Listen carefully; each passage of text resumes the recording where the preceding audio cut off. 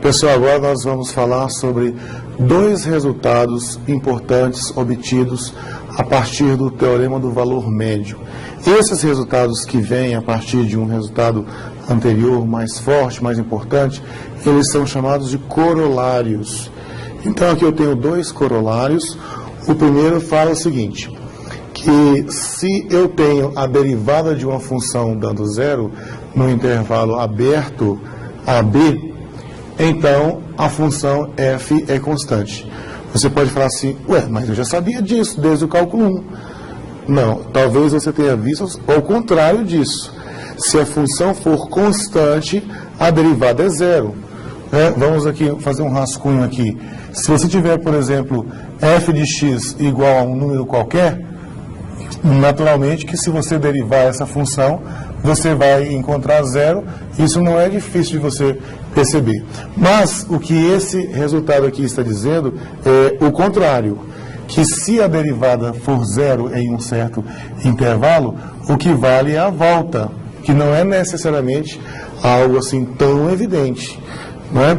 Então, esse resultado vale, a demonstração dele é uma aplicação direta do teorema do valor médio. Eu deixarei que vocês tentem fazer, qualquer dúvida pode entrar em contato, que eu ajudo vocês. O segundo resultado fala de primitivas de funções. Esse resultado ele é muito importante, porque ele vai dizer como é que duas primitivas elas se relacionam. Então nós temos o seguinte, suponha que f grande e g grande sejam duas primitivas de f pequeno. O que quer dizer ser primitiva de f pequeno? Significa dizer que se você derivar a função f grande de x, vai encontrar a função f pequeno de x. Se você derivar a função g grande de x, se você derivar g grande de x, vai encontrar também a mesma f pequena de x.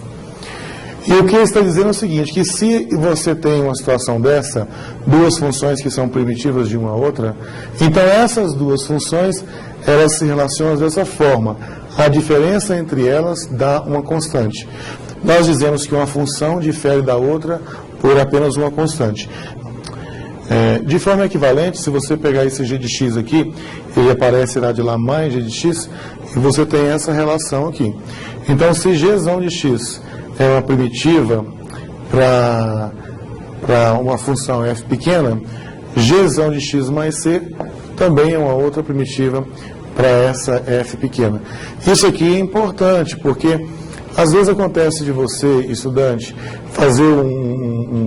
resolver um exercício e você encontra como resultado uma função. Você vai ao final do livro e você olha lá tem outra função. Aí o que você pensa? Errei o exercício. Não necessariamente.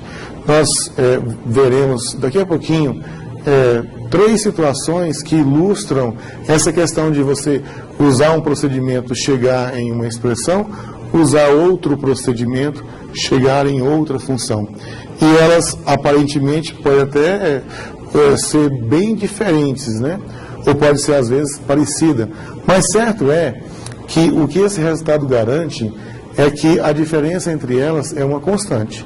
Isso quer dizer o seguinte, que se você tiver como gráfico de uma das primitivas isso aqui, o gráfico da outra primitiva, como é mais uma constante, será uma translação vertical dessa aqui. Então, a outra função sua, ela tem necessariamente que ter esse gráfico aqui.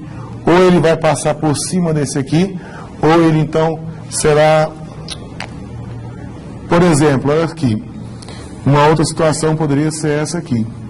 A ideia é que você obtenha gráficos sempre desse jeito. Ou seja, um difere do outro apenas por constante.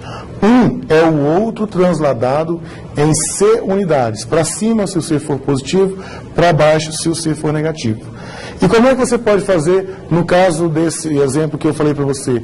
Que você resolveu o exercício, encontrou uma resposta, foi ao final do livro, encontrou outra resposta. Aparentemente, você pensa assim, errei. Não necessariamente você errou. Como é que você pode enxergar isso? Como você tem esse aspecto gráfico aqui, Uma boa forma de você ter uma pista se você acertou ou se você errou, é você ir a um software, o GeoGebra, por exemplo, coloca lá o gráfico da resposta que você encontrou, coloca lá o gráfico da resposta que o livro te deu. E o que tem que acontecer com os gráficos? Tem que ter esse aspecto aqui. Se o seu gráfico estiver cruzando, ele não, você realmente, provavelmente, você deve ter errado a resolução. Agora, pode acontecer muito bem de você encontrar uma situação dessa. Aí, tanto você está certo, quanto o resultado do livro também está certo. A demonstração desse segundo resultado aqui é bem fácil de você fazer. Eu vou fazer com vocês o segundo corolário, deixo com vocês aí para que façam o primeiro. Então, deixa eu fechar aqui. Bom, então vamos lá. O que eu tenho como hipótese é que tanto a F grande quanto a G grande são primitivas para F pequena. Isso que eu estou marcando de vermelho aqui é o que eu chamo de hipótese. E o que eu tenho como tese é que a diferença entre as duas é uma constante. Como é que nós podemos provar isso? Nós podemos fazer assim. Você pode considerar, vamos colocar aqui DM de demonstração. Então, nós podemos considerar assim, H de x como sendo igual a Fzão de x menos Gzão de x. Agora, note o seguinte, que essa F grande e essa G grande, ela é primitiva da F pequena. Isso significa que se você derivar essa função F grande, você encontra a função F pequena. Se você derivar a G grande, você encontra também a F pequena, porque, por hipótese, essa função G grande, ela é primitiva dessa função F pequena.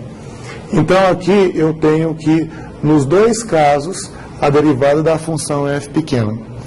Agora, olha só, se você derivar, vamos escrever assim, ó, daí, se você derivar essa função H, a derivada da função H será a derivada da função F grande menos a derivada da função G grande. Então, será assim, F grande de x menos G grande de x. Só que a derivada da função F grande de x, ela dá F pequena de x. E a derivada de G grande de x também dá F pequena de x. Daí eu posso concluir, então, que essa diferença é zero. Ou seja, acabei de concluir que H de x, H', né, a derivada da função H grande de x, isso é zero. Agora, o que eu posso concluir a respeito da função H para essa função? Agora, o que eu posso concluir para essa função H grande a partir dessa igualdade? Se você olhar de volta no corolário 1, olha só o que está dizendo ele. O corolário 1 diz que se a derivada de uma função é zero em um intervalo AB, então a função é constante neste intervalo. Aqui eu tenho que a derivada é zero. Nem falou qual é o intervalo aqui, em qualquer lugar. Então, o que eu posso concluir? Eu concluo a partir do corolário 1, que essa H de x é uma constante. Se essa H de x é uma constante, e o que eu posso dizer? Como a H é Fzão menos Gzão, eu tenho que Fzão de x menos Gzão de x é constante. Se você levar a G para cá, você vai ter a versão alternativa, a versão equivalente, que é essa aqui, ó, G de x mais C. Ou seja, acabamos de mostrar que você não tem como encontrar duas funções que não sejam desse tipo, que sejam primitivas da F pequena. Se duas funções são primitivas de uma terceira, necessariamente a diferença entre as duas é de uma constante. Ok? Pessoal, veja só algumas situações envolvendo duas primitivas, como foi colocado aqui no último resultado. Algumas situações você pode ter elas de forma bem simples, né? Por exemplo, se eu pego a função x², uma primitiva para ela pode ser x ao cubo sobre 3 mais 5. Uma outra primitiva para ela pode ser x ao cubo sobre 3 mais 10. diferem por uma constante? Nitidamente. Se você pegar essa função f grande, né, e adicionar mais 5, você chega na função g grande. Só que há situações em que isso não é tão evidente, tão na cara assim. Se você vier aqui para a função f de x igual a cossecante, dependendo de como você faz o cálculo dessa primitiva, você pode chegar em ln de cossecante menos cotangente. Se você muda, né, a forma de resolver, você chega em menos ln de cossecante mais cotangente. Bom, aqui são até um pouco parecidas, mas não há nada assim que eu olhe e fale assim, não, essa função de cima é a mesma função de baixo. Não necessariamente. Eu mostrarei para vocês os gráficos dessas funções para que vocês possam perceber que, de fato, as duas funções são as mesmas. Agora, lembrando que o gráfico que nós veremos é apenas uma ilustração, ele não prova nada. Se você quiser fazer uma prova, de fato, que essa f grande é igual a g grande, aí a prova tem que ser algébrica. Agora, vamos olhar aqui mais dois exemplos. Essa função aqui, 1 dividido pela raiz quadrada de e elevado a 2x menos 1. Eu posso fazer o cálculo da primitiva e encontrar como resposta menos arcosseno de e elevado a menos x. Mas eu posso trabalhar essa expressão aqui de uma outra forma e chegar nisso aqui, arco tangente da raiz de e elevado a 2x menos 1. E aí, é tão evidente assim que menos arcosseno de e elevado a menos x é a mesma coisa, ou então a mesma coisa mais alguma constante que arco tangente da raiz de e elevado a 2x menos 1? Não acho que seja. Agora, você tem que saber o seguinte. Imagine que você fez o cálculo e encontrou como resultado aqui, menos arcosseno de e elevado a menos x. Você foi lá no final do seu livro e olhou a resposta está marcando arco tangente da raiz de e elevado a 2x menos 1. Você procura o erro e você não encontra o erro. Será que de fato existe esse erro? Como é que nós podemos visualizar se esse erro existe ou não? Uma das formas é você pegar esse gráfico desse resultado aqui, coloca no programa de computador lá e ele vai fazer o desenho. Depois você vem e faça o mesmo com o outro. Faça então o gráfico da resposta que você encontrou, faça o gráfico da resposta que está lá no final do livro. Se a resposta sua estiver correta, o gráfico que você encontra e o gráfico que o livro encontra deve ser desse tipo, diferir um do outro por constante. Olha uma outra situação interessante. Essa função 1 sobre x quadrado, seno de 1 sobre x, vezes cosseno de 1 sobre x, dependendo da forma que você faz para lidar com essa integral aqui, você chega nessa primitiva, menos seno ao quadrado de 1 sobre x dividido por 2. Se você muda o jeito de trabalhar, você pode chegar nessa expressão aqui, cosseno de 2 dividido por x dividido por 4. Batendo o olho assim, será que é tão evidente que as duas são iguais? As duas diferem por constante? Né? Mas, enfim, o que eu gostaria de fixar com vocês aqui é que as primitivas, elas diferem por constante, apenas por constante.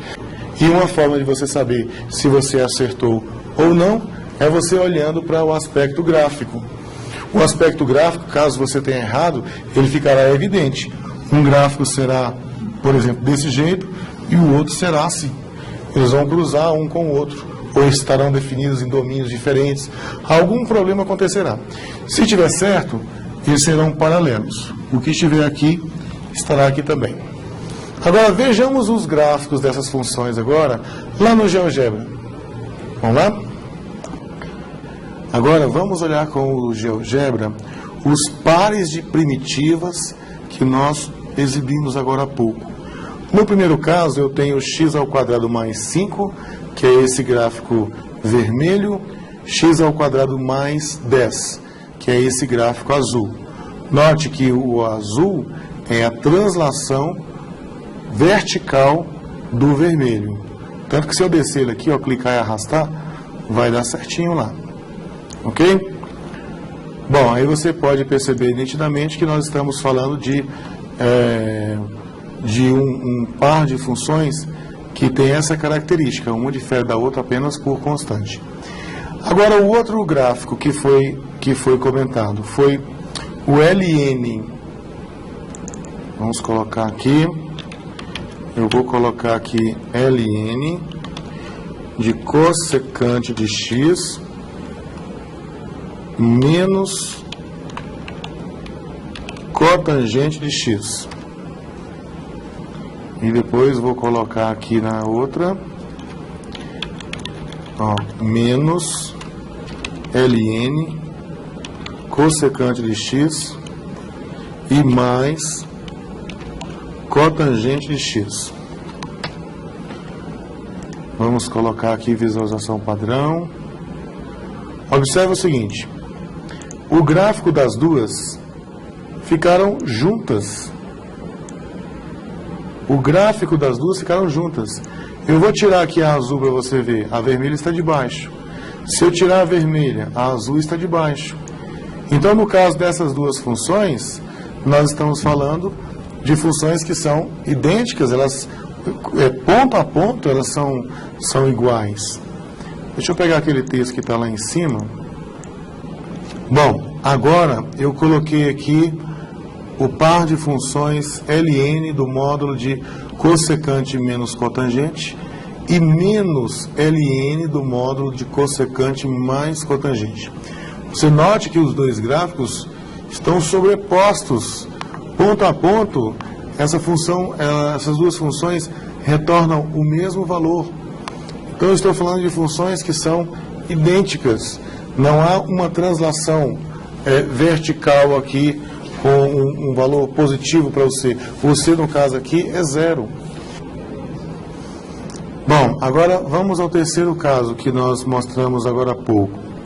Eu tinha, uma das primitivas era menos arco seno de e elevado a menos x, que é esse gráfico vermelho aqui. A outra primitiva era o arco tangente da raiz de e elevado a 2x menos 1, que é esse gráfico azul aqui. Você note que agora não há a questão de ser idêntico, mas há aqui a questão de o azul ser a translação do vermelho em pouco mais de uma unidade. Se você quiser enxergar se isso aqui é verdade, né, alguma coisa assim visual, agarra o azul e traz ele aqui para junto do vermelho. Você verá que um gráfico pode, né, ser colocado sobre o outro. Olha aqui a constante, 1,57 π sobre 2, na verdade, a diferença entre a azul e a vermelha. Então, esse aqui também ilustra esse fato, duas primitivas aparentemente diferentes, mas a diferença de uma para outra é apenas de constante. Agora vamos aqui para o terceiro par de primitivas que nós mostramos agora há pouco. Bom, agora vamos ao último par de primitivas que foi mostrado. Eu tenho uma primitiva aqui que é menos seno ao quadrado de 1 sobre x, tudo isso dividido por 2, que é o gráfico vermelho, esse que você vê aqui embaixo. E temos a outra primitiva, que é essa azul, que é cosseno de 2 sobre x, tudo isso dividido por 4. Então, note novamente, mais uma vez, que nós temos dois gráficos, onde a diferença de um para o outro é de uma constante, é a constante da translação.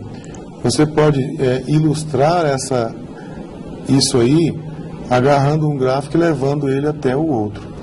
Então, não vamos nos esquecer disso.